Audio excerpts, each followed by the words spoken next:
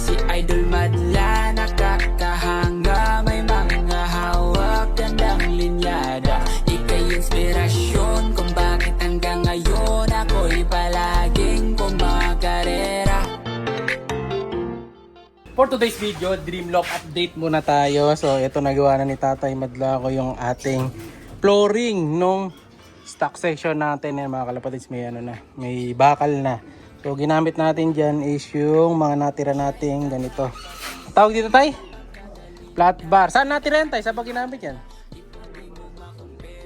Scrap lang pala to. Kala ko natira sa loob. Scrap lang ni Tatay ito. Ayan o. Nilagyan na niya ng mga tawag dito. Saan ganito Tay? Ano tawag dito? So, tapos nilagyan niya ng mga square bar. Yan, pinagdugso lang. Bali mga tira-tira lang yan. Meron pa tayo dito sa kabila. Para dito na yan sa kabilang section. Ayan o. Meron pa dito. Yan, may mga natira pa mga flat bar sa square bar. So pag dikit-dikitin niya lahat yan. Pag napinturahan naman to, maganda na. No? So ngayon, pipinturahan ko lang muna ng primer to na pula. Kasi yun ang meron tayo. Naubos yung ano natin gray. So yung pula muna. Lalagyan natin yan. So matibay na to mga kalapatid. Ngayon kitang-kita nyo na napababa talaga yung sahig. Lalo sa gilid. So kaya na siguro akong buhatin na ito. Try natin. Pero dito muna ako. Hawak ako baka malaglag ako. Yan o. Okay mga kalapatid. Nakatayo na ako ngayon. So nakagilid tayo. So ito yung pinakayaan natin. Yung kisame. Mataas pa mga kalapatid. So. Pero abot ko yung itaas ng kulungan natin. No? So pag lumakad tayo doon, hanggang doon din yan. Pare-pareho lang naman to. Ayan. Wala pa yung bubong natin, yung in-order natin. Pero siguro this week, madadala na. Ayan. Taas ng mga kalapatids, oh. Mataas pa rin, no? Pero kung titingnan mo dito, pag ganyan, parang ang baba na lang. Pero sobrang taas na nito. Sakto lang. So yung gantong height, ideal to. Kasi nga, madaling ulihin yung kalapate. So kahit saan magsuot yung kalapate, madali natin silang mahuhuli, no? Hindi na makakatakas. Kahit magwala-wala, mahuhuli natin kasi nga abot naman. So, baba muna ako. Saka matibay ito kasi nga, kita nyo, oh, lapad niyan. Tapos makapal din. So, sakto-sakto pang flooring natin. Lalagyan natin yan ng ganito. Ayan. Hindi ko lang sure kung dodoble pa ni Tatay. Pero dahil marami tayong ano pa doon, mga retaso, baka doble na niya to. Ayan, depende. Pero for now, pipinturahan ko muna to ng primer or baka pupunasan ko pa ng ano, yung sa kalawang. Ganunin ko muna, no. Oh, i-steel brush ko muna sa yung ano, yung paint remover. Lalagyan muna natin to. Ayan, kasi yung iba makapalang kalawang, oh. Para hindi masira kahit pinturahan natin hindi na babalik, no. So simulan ko na. Let's go. Tapos ito dito nga pala. Nabutas na ba? Hindi pa. Yung iba nabutas na ni Tatay. Yung iba hindi pa. So ito na yung next. Pero ito, alas tatapusin na to. Pag nagkabubong to, mabilis na lang to kasi mga pintuan na lang kailangan natin eh. Ito yung mga gagamitin natin. Pintura, saka yung red na primer nandun. Simulan ko na. Ganito lang gagawin natin dyan mga kalapatid. So lang natin to tapos. Ayan. Mamaya na natin i-steel brush. Pag napairan ko na lahat. Ayun, nata nyo malalaglag lahat ng kalawang na yan. Hanggang dun sa dulo. Tapos isisi natin. Pag binamalas ka nga naman mga kalapatid, sumulan pa oh. Bad trip! Ito yung pinupunasan natin. Patapos na ako, ito na lang eh. 1, 2, 3, 4. Naulanan pa. Kalahati na lang pero tutuloy ko na to. Kung hindi naman tatagal yung ulan na yan. Naligo tuloy yung mga kalapate natin dito sa kabila. Yan. Ligo sa ulan.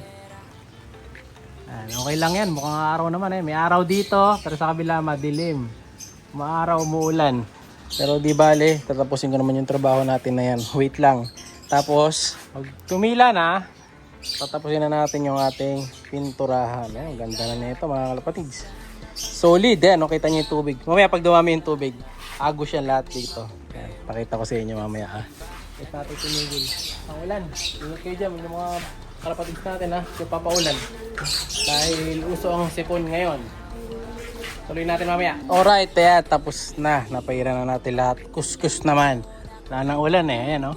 Buena. Ito na yung resulta. Nalagyan na natin ng pintura, pambira. Nakalimutan ko. Ako nga yung nagbibideo nga pala. Kaya ngayon lang natin na-update mga kalapatids. Oh, pinturado na. Okay na mga kalapatids. Oh. Tayo lang din kaagad to dahil ano yan eh. Mabilis lang. Quick dry naman na primer yan. So sasaglitan lang. So pula gamit natin. Hindi na gray kasi nga di pa. Sabi ko sa inyo kanina. Naubusan. Eh marami pa tayong natira. Kung tama yung pagkakaalala ko, yung pula na yan, ginamit natin dito sa loft. Ayan o. Kaya pula yung kulay ng old loft. Saka dun sa loft sa harap. Ayan ngayon. Maraming natira.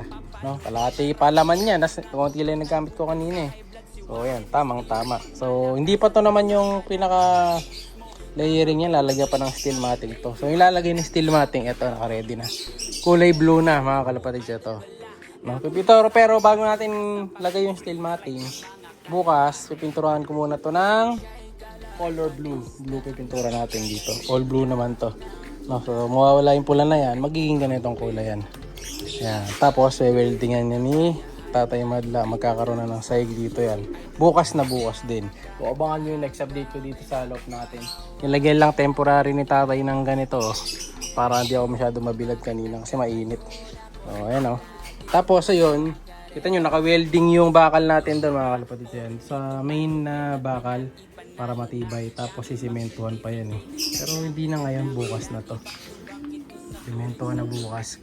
Pagkatapos nung mapinturahan ng kulay blue. Pati yun, no? Pati yan. Halos mga nakabaon yan sa pader. Pati to, kita nyo. Kaya walang kalaglag yan, mga kalapatids. Matibay talaga.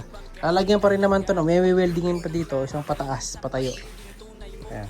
Okay, zoom out natin. Patayo na ganito. Angle bar. Siguro, angle bar na yan. Baka ito yung gamitin. Baka ganito na lang. Ayan. Angle bar na patayo.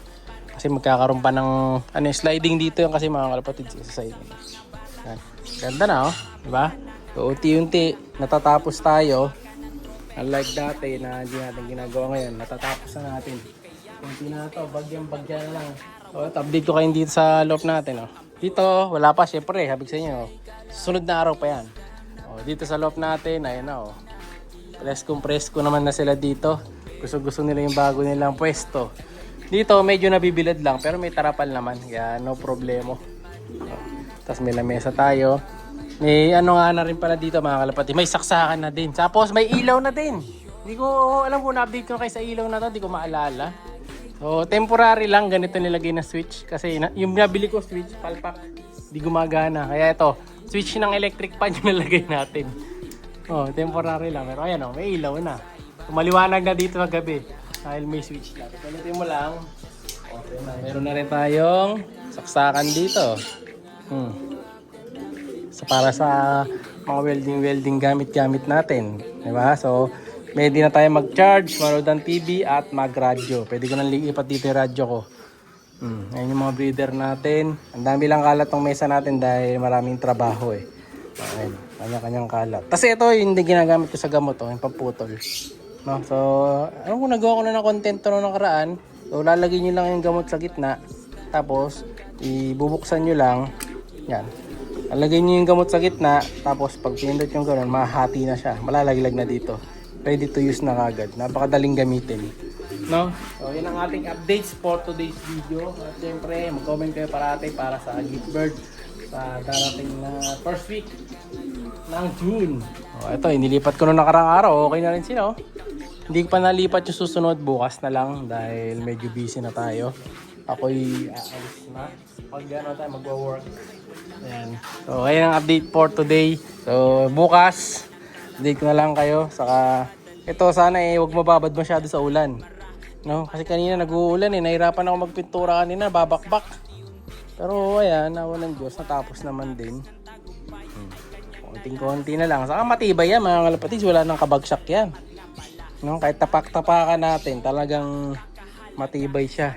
Hindi siya bibigay. Kasi nakakapit sa buong ng kulungan to. Tapos pag nagkaroon pa ng buong, saka yung mating dito, mas titibay na yan. No? So plano namin, bukas kung sakali, malagay na yung nito pag nalagay na yung mating. Lalagay na natin yung anong tawag doon? Yung perch ng kalapate. So pupesto namin yung isa. So kailangan ako mag-open up ng mga space na cage. Ayusin yung mga cage ko. Ito, unahin natin dito yung mga barako. So may barako ako dito na isa, 2, 3, 4, 5, 6, 7 na kalapate.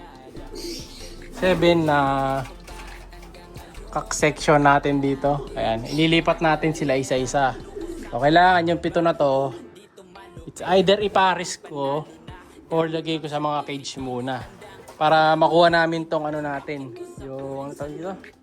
Yung box perch. Ayan. Pero puputulin natin to kasi may kalawang na kalawang. May ana yung ilalim eh. No? So tatanggalin natin, magbabaybay na tayo dito sa ano natin. Kumbaga, ang mangyayari, bye-bye, alam mo tayo mga kapatid. Bye-bye lock muna tayo dito. So mawawala na tong ng gamit. Lilipat na natin kasi baka ang mangyayari kasi palihirapan kaming maglipat ng perch na yan. Kaya dapat nasa loob na yan pag natapos. So, pag naalis na to, tanggal na yan, ito pwede na rin kunin. Pwede nang gamitin to. Ito rin, pwede na rin kunin. Yung pinto, baka magamit nating pinto dun sa kabila. No? So matatanggal na halos lahat to. Yung sahig, tatanggalin na ko na rin to. Sisigan na natin yan. So mauubos na. So unti-unti baka kamubon tayo. Kasi ito, plano ko lipat na bukas to eh. Dapat bukas maga malipat na yan. No? Dahil merong iitlog na eh. So baka buta ng limlim. So nasayang yung itlog ng Justin, relax natin. So yun ang next update natin mga kalapatid sa. Baka nyo na lang, like, share, subscribe. Thank you. Ingat! Siya'y kalapatistang napakagaling na kinakilala.